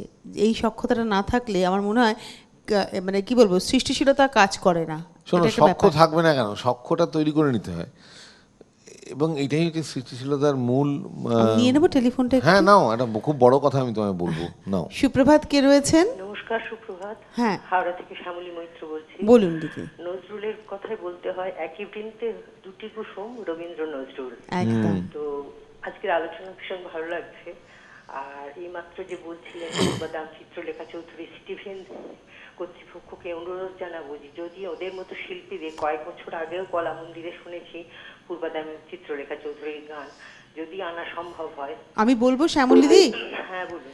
আমরা গত বছরেও 22শে শ্রাবণ কিংবা 25শে বৈশাখের অনুষ্ঠানে চিত্রলেখা দিয়ে এসছেন, স্বপ্না দিয়ে এসছেন, এই মানুষগুলো এসছেন। হ্যাঁ শুনেছি। তো পূর্বাদাম আসেননি এখনো। ভালো লাগছে, আলোচনাও শুনে সমৃদ্ধ হচ্ছি। আর অলোকবাবুর কাছে একটা গানের অনুরোধ, হ্যাঁ, বলুন। সেটা হচ্ছে হৃদয়ে ছিলে জেগে দেখি আজ স্বর্গ। আচ্ছা আচ্ছা, দেখছি দেখছি দেখছি দেখছি। সঙ্গে থাকুন, ধন্যবাদ। হ্যাঁ, যে বড় কথাটা বলবেন বলছিলাম সেটা হচ্ছে যে আমি তো জীবনে অনেক কিছু করেছি। হ্যাঁ, বাটার দোকানে অ্যাম্বাসাডার জুতো যারা পরছেন তাদের মিডিয়া হ্যাবিটস কি, কী খবরের কাগজ পড়েন, কী চা খান, এইসবও করেছি, করতে হয়েছে। তো তেমনি আরও অনেক কিছু করেছি। যখন সাংবাদিকতা যখন পুরোদস্তুর করছি, আমার মনে আছে তখন যুগান্তর, অধুনা লুপ্ত যুগান্তর কাগজে রেগুলার লিখতাম। যুগান্তরে খুব মজা ছিল, যে কোনো লেখাই 20 টাকা, জানো তো। হ্যাঁ, এই মনে পড়ে গেল, এনি লেখা, আর মাসের 20 তারিখের পরে ওই টাকা তুমি পাবেই। পরের মাসের 20 তারিখে আগের মাসে কী কী লিখলে 20 অনেক, তখন সবে প্রেম টেম করছি, খুব কাজে লাগতো। 20 টাকার অনেক মূল্য তখন, না? তো যে কোনো লেখা 20 টাকা, ছোট বড় ব্যাকা চোরা 20, এক রবিবারের লেখা বাদ দিই। তো আমাকে তখন অমিতাভ চৌধুরী, যুগান্তরের বার্তা সম্পাদক, অমিত আমাকে ভীষণ স্নেহ করতেন, কী যে ভালোবাসতেন। বলে দিকে শোনা দিকে, কাঠ বাঙাল ছিলেন। বলছি গুলাম আলী আজকে গাইতে আসবে আইস স্কেটিং রিঙ্কে, চলে যাও, ইন্টারভিউ নাও। আলাম গুলাম আলীর ইন্টারভিউ কী নেবো? বলে চলে যাও, ছোট্ট একটা কাগজ দিয়ে যাবে, কালকে সকালে ছাপবো। চলে গেলাম আইস স্কেটিং রিঙ্কে। এসব ড্যাসি পুষি দিন, কেউ ঢুকতেই দেবে না। কে হরিদাস পাল, আমি গোলাম আলীর হাউসফুল, তখনই 100-200 টাকার টিকিট, তখন গোলাম আলী টপ মাথায়। চলে গেলাম, তার গান গিয়ে দেখি বসে আছে ভদ্রলোক। হ্যাঁ, তাকে আমি কি বলবো? আমি তো নানার জন্য নানা প্রশ্ন করছে, অর্ধেক প্রশ্নের কোনো উত্তরই দিচ্ছে না। সেই প্রশ্নের উত্তরগুলো যেগুলো দিচ্ছে সেগুলো টুকে নিচ্ছে, লিখতে হবে আমাকে। তারপর আমি হঠাৎ বললাম যে একটা প্রশ্ন আছে, ভাঙা ভাঙা ইংরেজি হিন্দি মিলে। বলিয়ে ভাই, দেখছি ছোট্ট বাচ্চা ছেলে কি বলবে। এখন দেখুন, আপনার গানের তো সব রিমেক হয়ে গেছে। আপনার যা সমস্ত বিখ্যাত সব গজল, সেগুলো বাজারে তো অন্যান্য আর্টিস্ট গেয়ে টি সিরিজ থেকে সব বেরিয়ে গেছে, ভালো গাইছে তারা। তা আপনার গানগুলো কি থাকবে? আর বোকার মতো প্রশ্ন করেছিলাম, আপনার গানগুলো কি থাকবে? আজকের বিষয়ে খুব প্রাসঙ্গিক। কি উত্তর দিয়েছিল যেন মানুষটা, বলে শোনো, আমি যে গানটা গেয়েছি সেই গানটা আমি 10 রকম চলন জানি, রেকর্ডে একটা গেয়েছি, রেকর্ডে একরকমভাবে গাইলাম। তো এই গানটা নকল করতে পারে একজন, আমার থেকে ভালোও গাইতে পারে, আমার ঘরানাকে কি নকল করবে? বলে আমার ঘরানাকে তো কেউ নকল করতে পারবে না। পারবে কি? আমি লেখার ক্যাপশন করেছিলাম যে গানের নকল হয়, ঘরানার নকল হয় না। তা অমিতাভ চৌধুরী খুব খুশি হয়েছে, বলে এইটা আমি চাই, এইটা আমি চাই। বলে পরের দিন সকালে ছাপা হলো যুগান্তর কাগজে। সে তার উন্মাদনাই ছিল আলাদা। কিন্তু আমি সেটা বলতে চাইছি, এই যে ধরো রবীন্দ্র নজরুলকে নজরুলের গান নষ্ট করা হচ্ছে, নিজের মতো করে গাওয়া হচ্ছে। রবীন্দ্রনাথের গান হঠাৎ কেউ মাথায় টুপি পরে জব্বা পরে তিনি উল্টোপাল্টা গাইতে আরম্ভ করে দিলেন, হ্যাঁ, তার নিজের মতো করে। এই ধরো আমারও পরানো যাহা চায়, আমারও পরানো যাহা চায়, এটা সাবমিশনের গান। সেখানে আমারও পরানো যাহা চায় তুমি তাই, তুমি তাই, এরকম করে গাইলে এটা কী হবে? এটা কমেডি হবে একদম। হ্যাঁ, সুতরাং এরকম নানা রকম হতে পারে, কিন্তু আসলটাই আমাদের অ্যাঙ্কারের কী অবস্থা। তো এটা করলে আসল গানটা কি হবে? আসল গানটা কিন্তু ওই আমারও পরানো, ওই হেমন্ত মুখার্জি যা গেয়ে গেছে যাহা চাই, বা ওই চিন্ময় চট্টোপাধ্যায় তুমি তাই, তাই থাকবে, তুমি তাই, আজকে আছে কালকে পালাই, তাই হবে? হবে না। এটাই বলতে চাইলাম। আমি না একটা কথা বলি, আমরা হাসলাম ঠিকই, কিন্তু অলোকদা হাসি মশকরার মধ্যে একটা খুব সত্যি কথা বললেন। এবং এই মুহূর্তে যারা এই ধরনের কাজ করছেন, বলা যেতে পারে তাদের গালে একটা সপাটে চড় মারলেন কথার মাধ্যমে। এটা দরকার না অলোকদা। ভাই বলো না, সিটি ভ্যান থেকে বেরিয়েই দেখবো রাস্তায় দাঁড়িয়ে আছে তারা। আজকে অবশ্য আমার সঙ্গে গাড়ি আছে, না থাকলে তো পোঁপো করেই লাল পাঞ্জাবি পরে দৌড়লে সাড়ে দাঁড়া করবে। হ্যাঁ, বুঝতে পেরেছো তো? না, বিষয়টা হলো তো আমাদের বলতে হবে, কেন জানেন তো? আমাদের যে পরের প্রজন্ম এগিয়ে আসছে না, তাদের কাছে এই সঠিক তথ্য যাচ্ছে না। প্রথম কথা সঠিক তথ্য যাচ্ছে না, প্রথম কথা সঠিক সুর যাচ্ছে না। কারণ এরা কিন্তু শুনতে চাইছে না তা নয়, আমরা শোনাতে পারছি না। আমি একটা কথা বলি, আমাদের ছোটোবেলা, আমার ছোটোবেলাটা ধরো ওই 80-র মধ্যভাগ থেকে শুরু করে, তো তখনও তো লালিলাপ্পা গান ছিল না তা তো নয়, কিন্তু সে তো সারা জন্মই ছিল। ছিল আমাদের বাড়িতে। আমরা সেই পরিবেশটা পেয়েছি, রবীন্দ্রনাথের গান শুনেছি, নজরুলের গান শুনেছি। অর্থাৎ আমার যারা পিতা মাতা বা আমার যারা গুরুজন, তারা সেই কালচারটা আমাকে দিতে পেরেছেন। আমি শোনো, কেন ধনঞ্জয় ভট্টাচার্য রবীন্দ্র সদন কর্তৃপক্ষকে চিঠি লিখেছিলেন, এটা আমি শিল্পীরা জানেন, আমরাই সব ঘটনা জানি। ধনঞ্জয় ভট্টাচার্য যখন তার খ্যাতির চূড়ায়, তিনি তখন রবীন্দ্র সদন কর্তৃপক্ষকে চিঠি লিখেছিলেন যে আমার নাম ধনঞ্জয় ভট্টাচার্য, আমি আধুনিক গান গেয়ে থাকি, আমি কি একটা রবীন্দ্রনাথের গান রবীন্দ্র সদনে গিয়ে গাইতে পারি? ভাবা যায়? ভাবো তুমি, চিঠি। এবং রবীন্দ্র সদন কর্তৃপক্ষ তার বাড়িতে এসে নিমন্ত্রণ করে দেবে আমাদের না, আমার খুব ইচ্ছে করে, কিন্তু আমি কি অধিকারী? তারপরে সে যখন তিনি গিয়ে গাইলেন, যদি আমার হৃদয় দুয়ার বন্ধ রায় গো, আমাদের চোখ দিয়ে জল বেরিয়ে গেছিল যে রবীন্দ্রনাথকে কি শ্রদ্ধা করলে এই মানুষটা এই জায়গায় পৌঁছতে পারে। মান্না দে রবীন্দ্রনাথের গান তার কণ্ঠস্থ ছিল। হ্যাঁ জানি। একদম, এই গল্পটাও শুনবো আপনার কাছে, তবে তার আগে কেউ রয়েছেন। নমস্কার, সুপ্রভাত। সুপ্রভাত, নমস্কার। কে বলছেন? আমি তিনসুকিয়ার সুধাংশু দেবনাথ বলছি। বলুন বলুন। নমস্কার। খুব মনোজ্ঞ অনুষ্ঠান হচ্ছে, সময় বোধহয় বেশি নেই, আমি সরাসরি অলোকদার সঙ্গে কথা বলি। হ্যাঁ বলুন। অলোকদা, হ্যাঁ, আপনার সঙ্গে কথা বলার সৌভাগ্য হয়েছে। আবার জানি কথা জানি বলেছি। হ্যাঁ, আপনি জানেন আমার নাম আপনার অলোকদা। আপনারা আছেন বলে আমরা আছি, আমাদের মতো বয়স্ক লোকরা আপনাকে যখনই দেখি শ্রদ্ধায় মাথা নত হয়ে যায়। শুধু এইটুকুই বলবো, আর কৌতুকটা বাদ দিবেন না অলোকদা, কৌতুকটা যদি বাদ দেন তাহলে আমরা হাসতে পারবো না, গানের মজাটা পাবো না। আমি শুধু একটি গানের অনুরোধ করব, তার আগে ভগবানের কাছে আপনার দীর্ঘায়ু কামনা করি, যাতে আপনার কাছ থেকে আমরা আরো অনেক অমূল্য রতন সব পাই। সিটিভিএনকে ধন্যবাদ জানাবো, অত্যন্ত মনোজ্ঞ অনুষ্ঠান সিটিভিএন করেন। আমি 3 মাস পরে সিটিভিএন এর সঙ্গে কথা বলতে পারছি, কারণ আমাদের ওখানে এয়ারটেলে এই অনুষ্ঠানটা দেখতে পাই। আচ্ছা আচ্ছা আচ্ছা, আমার বড় দুঃখ। আমরা আপনাকে বলি সুধাংশু বাবু, আপনি আর কয়েকটা দিন অপেক্ষা করুন, খুব তাড়াতাড়ি আমরা আপনাদের ওখানে পৌঁছে যাচ্ছি।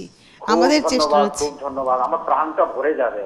একদম, এত সুন্দর অনুষ্ঠান আমি মিস করি, অত্যন্ত দুঃখ লাগে। যাই হোক, অলোকদা, একটি গানের কথা শুধু বলবো, ক্লান্তি আমার ক্ষমা করো প্রভু।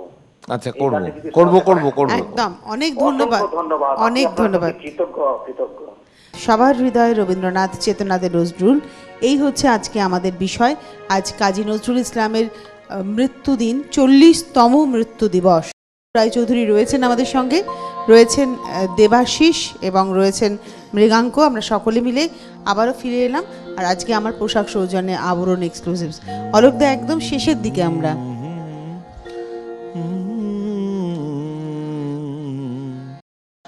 পথে যেতে ডেকেছিলে মোরে, পথে যেতে ডেকেছিলে, পিছিয়ে পড়েছি আমি যাব যে, কি করে পথে যেতে ডেকেছিলে মোরে, পথে যেতে ডেকেছিলে।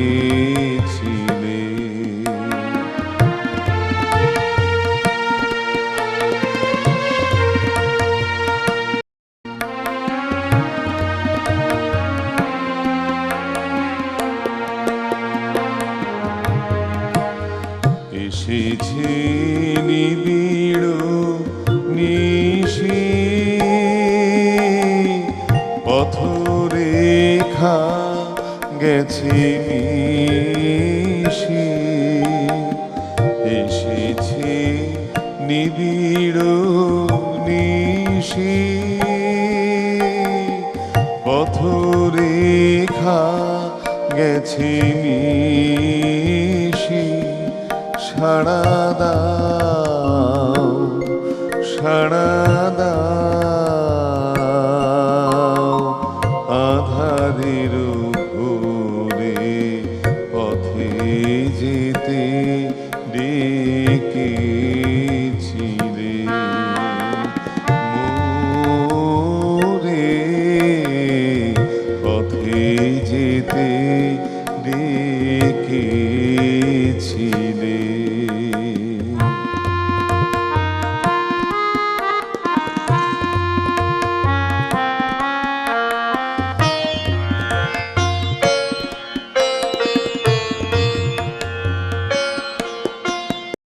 হয় হয় পাছে ঘুরে ঘুরে যত আমি যাই তত যাই চলে দূরে। হয় হয় পাছে ঘুরে ঘুরে যত আমি যাই তত যাই চলে দূরে। মনে করিয়াছ কাছে তবু ভয় হয় পাছে আমি আছি তুমি নাই। কালে নিশি ভোরে পথে যেতে ডেকেছিলে মোরে, পথে যেতে ডেকেছিলে।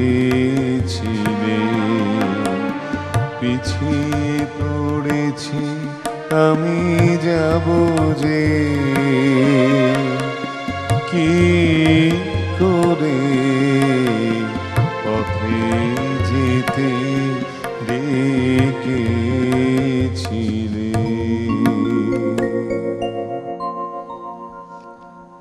রবীন্দ্রনাথ কাজী সাহেবকে স্নেহ করতেন, এটা আমাদের প্রত্যেকেরই জানা। যখন ব্রাহ্ম সমাজ কাজী নজরুল ইসলাম নিয়ে বিরূপ সমালোচনা করছেন, তখন রবীন্দ্রনাথ খুব কঠিনভাবে বলেছিলেন সেই সমাজের বিজ্ঞ মানুষদের যে তোমরা নজরুলকে সঠিকভাবে অনুসরণ করনি, তাই তার সমালোচনা তোমরা করছো। তোমরা যদি সঠিকভাবে অনুসরণ করতে তাহলে বুঝতে যে এই মানুষটি তোমাদেরকে কি দিয়ে গেছেন। এই কথাটা রবীন্দ্রনাথ ঠাকুর বলেছিলেন। রবীন্দ্রনাথ ঠাকুরের মৃত্যুর খবরে 7ই অগস্ট 1941 আকাশবাণী থেকে কাজী সাহেব তৎক্ষণাৎ রবিহারা কবিতাটি আবৃত্তি করেছিলেন। এটা আমি জেনেছি, এটার তথ্যটা আপনি আরো ভালো করে দিতে পারবেন। না, আমি যেটা দিতে পারবো যে উনি গান লিখেছিলেন, ওই যে বললাম ঘুমাইতে দাও শ্রান্ত রবিরে। আমাদের কাছে যে তথ্য আছে যে তখন আকাশবাণীতে উনি সঙ্গে সঙ্গে রবিহারা কবিতাটি তিনি আবৃত্তি করেছিলেন। আসলে অসম্ভব দুজনের মধ্যে সখ্য ছিল, তো এত সখ্য ছিল যে ভাবা যায়, দেখো কিরকম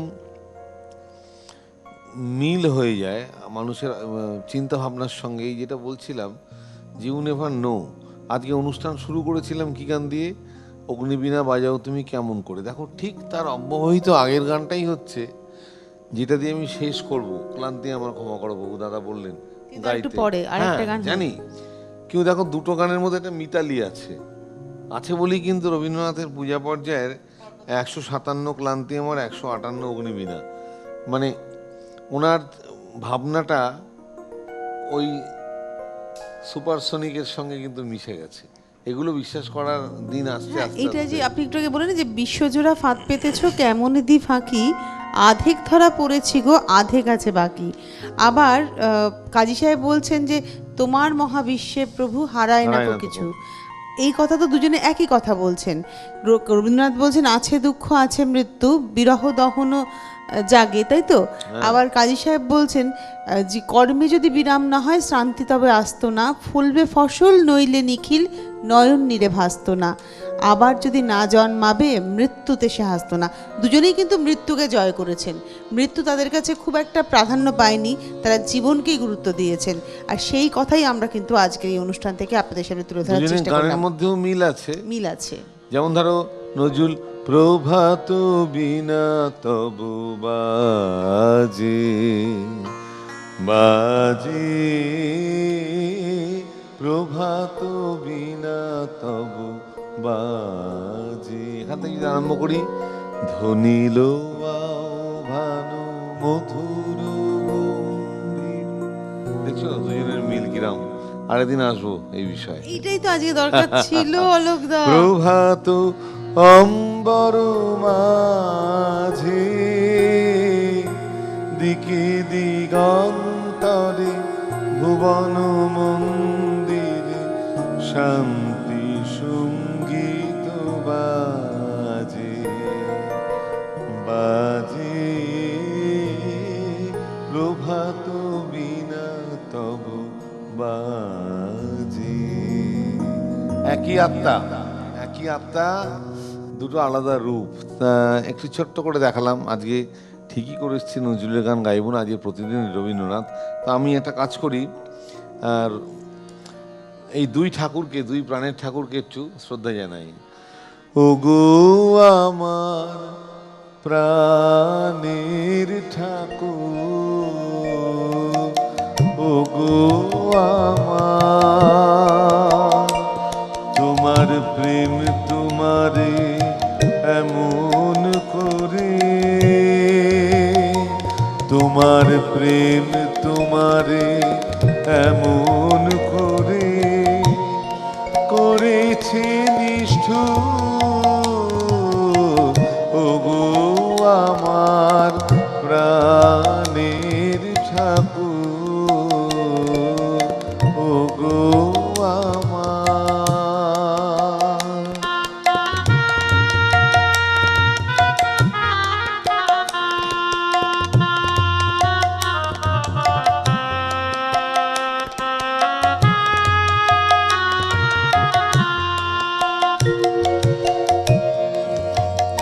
তুমি বসে থাকতে দেবে না যে দিবানিশি, তাই তো বাজে পরাণ মাঝে এমন কঠিন সুর, ওগো আমার প্রাণের ঠাকুর, ওগো আমার।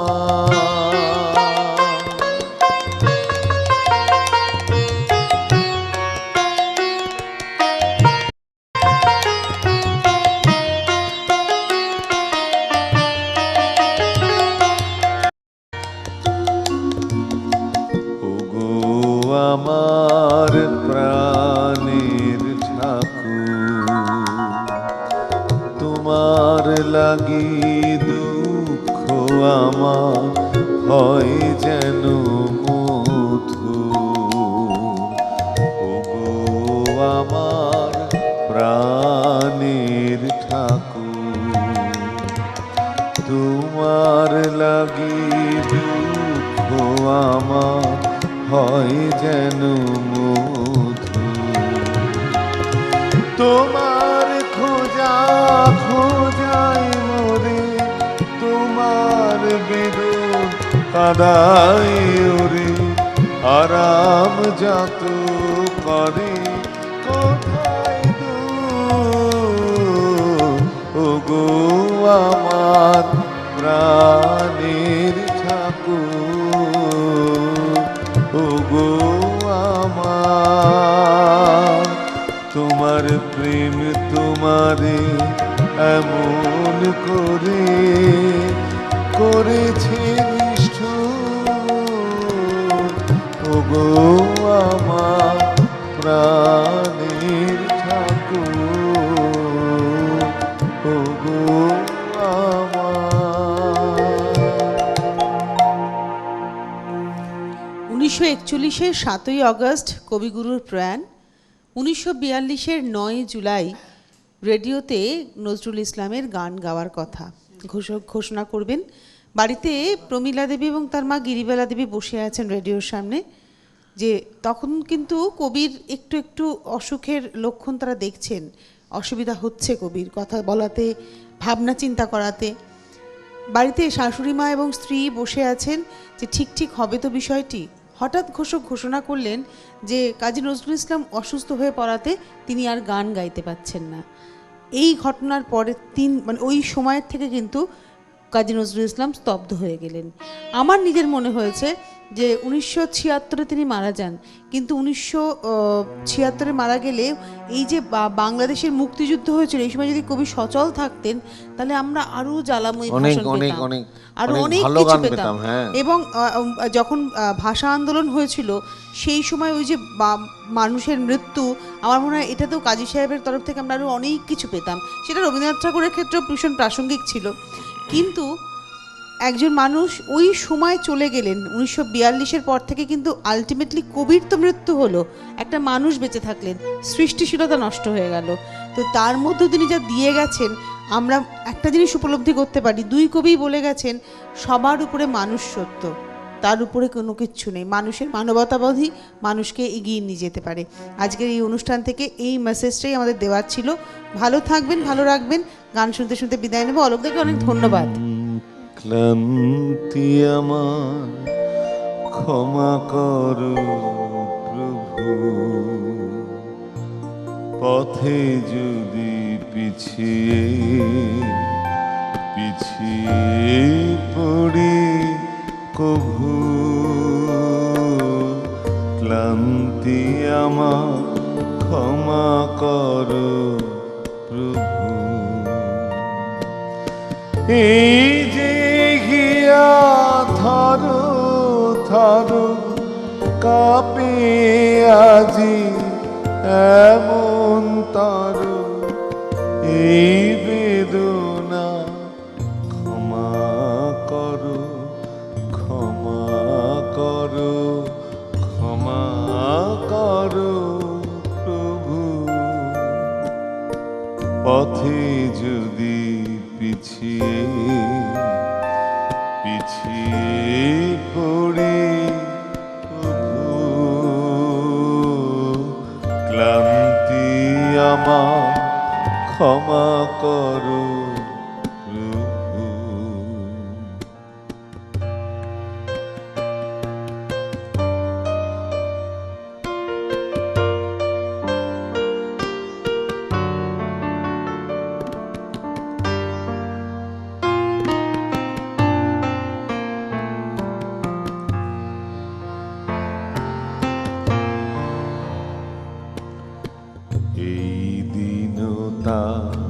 ক্ষমা করো প্রভু, পিছন পানে তাকাই যদি কভু, এই দীনতা ক্ষমা করো প্রভু, পিছন পানে তাকাই যদি কভু, দিনের তাপে রৌদ্র জ্বালা শুকায় মালা পূজার থালা, শিমলানতা ক্ষমা করো, ক্ষমা করো, ক্ষমা করো প্রভু। পথে যদি পিছিয়ে পিছিয়ে পড়ি